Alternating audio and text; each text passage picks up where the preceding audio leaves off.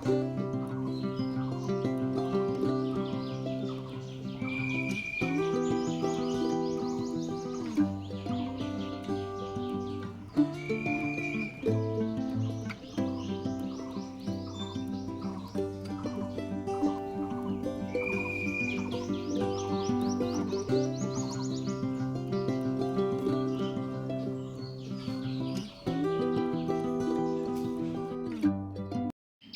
Morning বন্ধুরা, কেমন আছেন সবাই?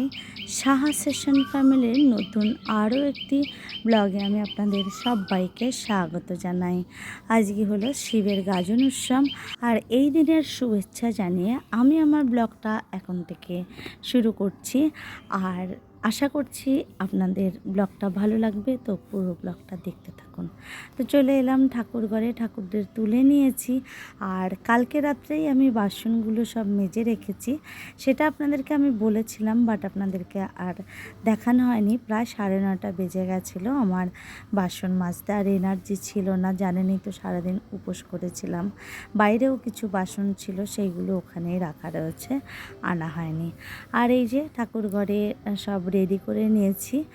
আর আজকের দিনে ঠাকুরকে দিতে হয় চিড়ে, দই এবং 2-3 রকমের ছাতু, তালপাটালি। এগুলো হচ্ছে আমার শ্বশুরবাড়ির নিয়ম, তাই আপনাদের সঙ্গে একটু শেয়ার করে দিলাম। আরেকটা নিয়ম হচ্ছে, এই বাড়িতে আজকে বাড়ির ছেলেরা হচ্ছে আমডাল, তিতো, 2-3 রকমের তিতো, উচ্ছে, ঘিমা পাতা এগুলো, আর হচ্ছে নিম পাতা, এগুলো দিয়ে খাবে।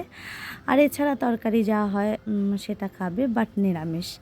আর মেয়েরা হচ্ছে সারাদিন লুচি, পরোটা, রুটি এসব খাবে, বাট সন্ধ্যের আগে আগে ভাত খেয়ে নেবে। রাত্রিবেলা আর জলটুকুও খেতে পারবে না, বাট আমি ওই নিয়ম মানি না। আর এখন আমি একটু চা আর 2টো বিস্কিট নিয়ে বসেছি। তার কারণ হচ্ছে কালকে সারাদিনেও চা খাইনি, এখন চাটা যেহেতু আমার এনার্জি টনিক, তো ওটা নিয়ে বসলাম। আর আমি রেডি হয়ে গেছি, এখন প্রায় 11:30 বাজে। এখন যাব বাপের বাড়িতে। আর আমার বাবার বাড়িতে আজকে একটা রান্নার নিয়ম আছে, সেই রান্নাটা মা করবে, বাট মায়ের সাথে থাকতে হবে, মায়ের হচ্ছে এটার ডিমান্ড। তো আমি মায়ের বাড়িতে চলে এসেছি, যদিও ভাই আমাকে গিয়ে নিয়ে এসছে। আর এটা হচ্ছে মিষ্টি দই, সেটাই ভাইয়ের সঙ্গে ভাইকে খেপাচ্ছিলাম। আর এখানটা দেখুন, এই যে বাড়ির থেকে চলে গেছে তাই দেখাচ্ছি, শিব ঠাকুর নিয়ে এসেছিলো বাড়িতে। এখানে একটা পাশে বটির জাপের উৎসব হয় সেখানকার। আর এই যেটার জন্য মেনলি আমার এখানে আসা, সেটা হচ্ছে এই যে দেখুন কত তরকারি মা কেটে নিয়েছে। এইগুলোরও কিছুটা নিয়ম আছে, আগের দিন মানে নীল পুজোর দিন সব গুছিয়ে রাখে বিভিন্ন রকম সবজি। আর সেই সবজিগুলোকে পরের দিন স্নানের আগে কেটে ধুয়ে পরিষ্কার করে তারপরে স্নান করে এসে পুজো করে তারপরে রান্নাটা করতে। আর এই দেখুন তার সাথে নিয়েছে 3-4 রকমের ডাল, সিমের দানা, এইগুলো, আর তো তার সাথে মশলা আছে। আর এটা হচ্ছে মা আর বাবুর সাম্রাজ্য, এটার মধ্যেই ওদের দিনের অর্ধেকের বেশি টাইমটা এর মধ্যে কাটায়। আর এটা হচ্ছে গোপালের বিছানা, বাবা লোকনাথ বহু বছরের, কেমন একটু হয়ে গেছে, তো এবার হয়তো চেঞ্জ করলেও করতে পারে। আর এটা হচ্ছে মা বাবু দুজনে এই নিয়েই থাকে সারাদিন। ভাজা, আর আমি সকালবেলা উঠে রান্না করেছি, ভাজা বসিয়ে উঠেছি কখন তুমি জানো আসার জন্য? আমার সঙ্গে গল্প করতে করতে কুমড়ো ভাজার এক বলি তাড়াতাড়ি। আর এটা হচ্ছে কাঁচা লঙ্কা বাটা। তো চলুন মা এখানে কীভাবে রান্না করে এই পাচন তরকারিটা, সেটা একটু আপনাদের সঙ্গে শেয়ার করছি। ওই ছোট উনুনে হবে না, তাই বড় উনুনে এটা বসিয়েছে সিঁড়ির নিচে। এখানে ডালগুলো সেদ্ধ বসিয়ে দিয়েছে, ওখানে মুগ ডাল, মটর ডাল, শিমের দানা এগুলোকে সেদ্ধ বসিয়েছে। আর এখানে নারকেলটা বাবু ছুলে দিয়েছে, আমি নারকেলটাকে মানে ছাড়িয়ে দেব। আর এখানে এই যে বিভিন্ন রকম সবজিগুলোকে এখন সেদ্ধ বসিয়ে দিয়েছে পরিমাণ মতো লবণ। সব রকম সবজি আছে মোটামুটি যা পাওয়া যায় আর কি, সেইগুলো সবটাই দিয়েছে। আলু, কুমড়ো, বেগুন, তারপরে কি বলে ওই থোড়, কাঁঠালের এঁচড়, মানে যত পাওয়া যায় আর কি, আমি এত বলতে পারছি না আপনাদেরকে। গাজর আর বিটটা দেয়নি হয়তো, সিমের দানা, কচু শাকের 2-1টা ডাঁটা, তারপরে আলু, তারপরে কুমড়ো, সজনের ডাঁটা, মিষ্টি আলু সব দিয়ে এবার এটাকে আগে সেদ্ধ করে নেয়। ও আর ওই যে দেখালাম না যে লঙ্কাটাকে পেস্ট করা রয়েছে, সেই পেস্ট করা লঙ্কাটা আগে দিয়ে দিয়েছে। ঝালের পরিমাণটা একটু বেশি দিতে হয়, মিষ্টিটা একটু কম। তো এখানে এই যে নাড়তে মায়ের প্রচণ্ড কষ্ট হচ্ছে। আর এখানে আমি নারকেলগুলোকে ছাড়িয়ে ভালো করে কুচু করে দিয়ে দিয়েছি। আর এই যে নারকেল ভাজা বসিয়ে দিয়েছে, তার মধ্যে একটু লবণ ছিটিয়ে দেবে। লবণটা ছিটিয়ে দিলে কি হয়, নারকেলটা মানে ফাটে না।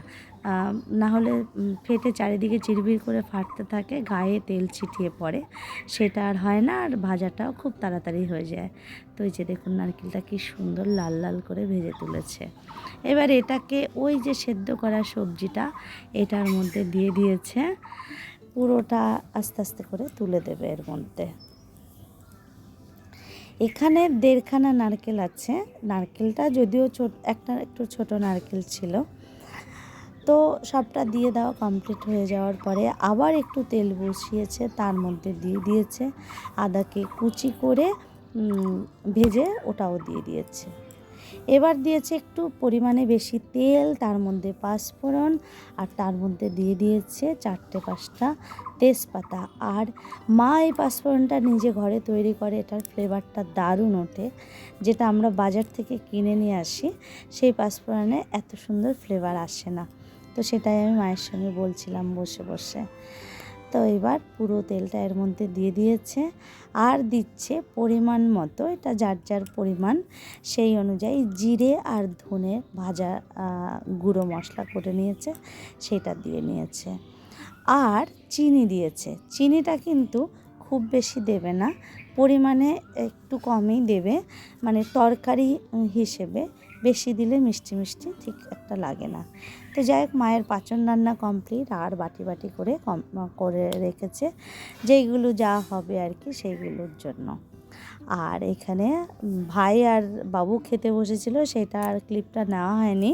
আর এখানে সুজিত শাহ এসছে, উনি খেতে মানে ওনার খাওয়া কমপ্লিট হয়ে গেছে। আর এই যে মেয়ে বাড়ির দিকে চলে যাচ্ছে। মেয়ের বিকেলে আবার ক্লাস আছে যেহেতু, তাই ও এখন আর কিছুতেই থাকবে না। বললাম একটু পরে যা, বললো না আমি এখন বাপির সঙ্গে বাড়ি যাবো, আমার রেওয়াজ করা হয়নি। আর গত 15 দিন ধরে তো তিনি ক্লাসে যাননি, যেহেতু এক্সাম চলছিল। তো আজকের ক্লাসটা কিছুতেই মিস করতে পারবে না। তো বাপি আর মেয়ে দুজনে বেরিয়ে যাচ্ছে। সকালবেলা পড়ার থেকেই ওর মামান ওকে নিয়ে এসছে। পড়তে গেছিলো আমাকে দিয়ে, আবার ফের যখন গেছিলো তখন রাস্তার থেকে ওর মামান ওকে নিয়ে এসছে। তাই ও না হলে বলছে আমি না হলে আসতামই না। যাই হোক, ওরা চলে যাচ্ছে, রাস্তায় গিয়ে মেয়ে দাঁড়িয়ে পড়েছে। প্যাসেজটা একটু ছোট, তাই গাড়ি ঘোড়াতে একটু কষ্ট হয়।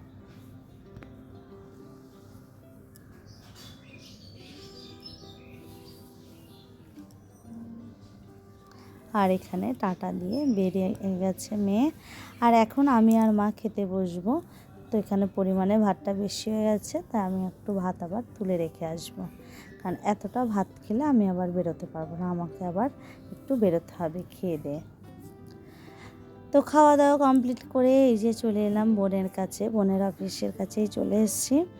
মা বাবু এগুলো রান্না করেছে, তো সেগুলো দেওয়ার জন্যই এসছি।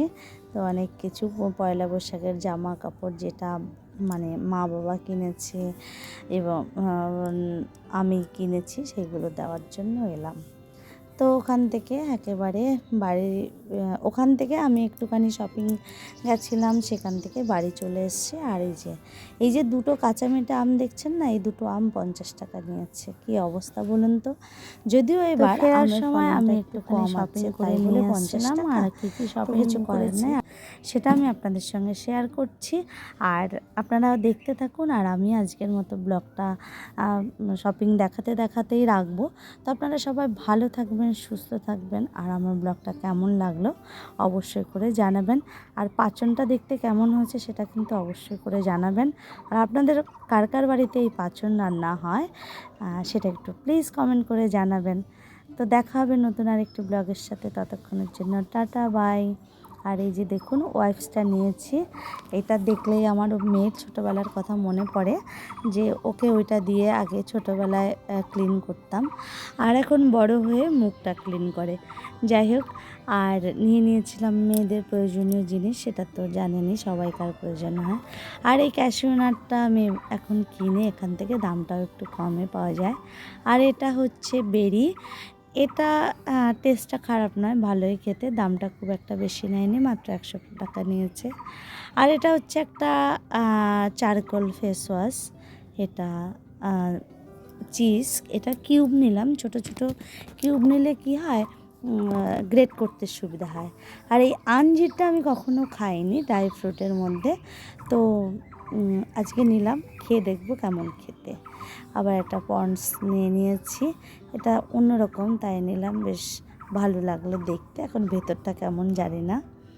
আর এই যে একটা পার্ক অ্যাভিনিউ, একটা প্যারাশুট, কোকোনাট অয়েল, আর এই যে চিনি। এই ছিল আজকের শপিং।